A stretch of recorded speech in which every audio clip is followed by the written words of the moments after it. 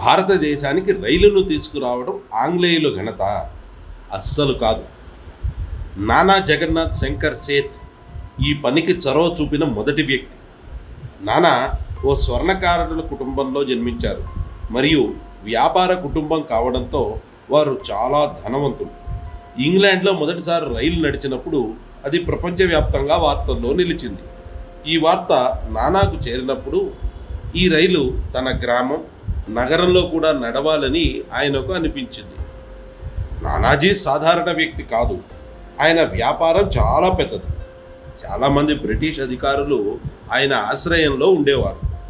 దీని ద్వారా ఆయన పలుకుబడి అర్థం చేసుకోవచ్చు. ఆయన అనేక విశ్వవిద్యాలయాలను స్థాపించారు. అక్కడ చాలామంది గొప్ప విప్లవకారుల తర్వాత విద్యను అభ్యసించారు. ముంబైలో బాలికల కోసం మొదటి పాఠశాలను ప్రారంభించారు. నానాజీ తన పాఠశాలల్లో ఆంగ్లంతో పాటు సంస్కృతం బోధించే ఏర్పాటు కూడా చేశారు. 1843లో ఆయన తన తండ్రి స్నేహితుడు జంషెడ్జీ జీజీభోయ్ అలియాస్ జేజే వద్దకు వెళ్ళి ఇండియన్ రైల్వే గురించిన తన ఆలోచనను వివరించారు. భారతదేశంలో రైళ్లు నడపాలనే ఆలోచన సుప్రీంకోర్టు న్యాయమూర్తి థామస్ మరియు బ్రిటిష్ అధికారి స్కిన్ ప్యారీకి చాలా సంతోషాన్ని కలిగించింది. అందరికీ నానా ఆలోచన అద్భుతంగా అనిపించింది. దీని తర్వాత ముగ్గురు కలిసి ఇండియన్ రైల్వే అసోసియేషన్ను స్థాపించారు.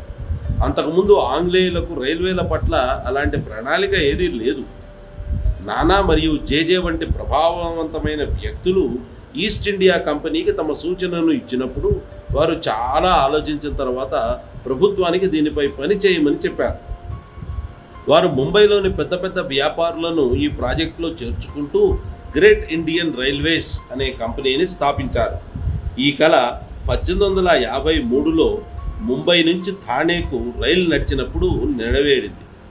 నానాజీ మరియు జేజే కూడా అందులో ప్రయాణికులుగా ఉన్నారు. నిజానికి మనం ఇతరుల ప్రతి చిన్న విషయాన్ని తెలుసుకుంటాం, కానీ మన వారి సహకారం తెలుసుకోవడం అటుంచితే వినడానికి కూడా ఇష్టపడం.